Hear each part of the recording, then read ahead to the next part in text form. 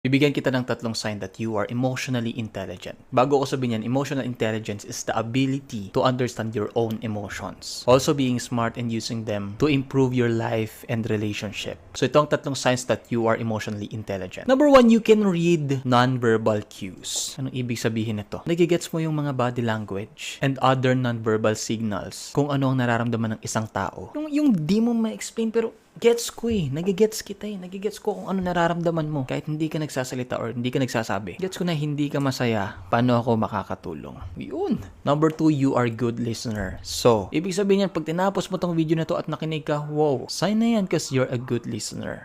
You actively listen to others. And you make sure mo that they feel heard and understood without interrupting or jumping to conclusions. Number three, you are adaptable. Ibig sabihin nun, you can adjust to new situations and challenges with a positive attitude. Ibig sabihin yan, may plano dapat tayo, hindi tayo natuloy, pero okay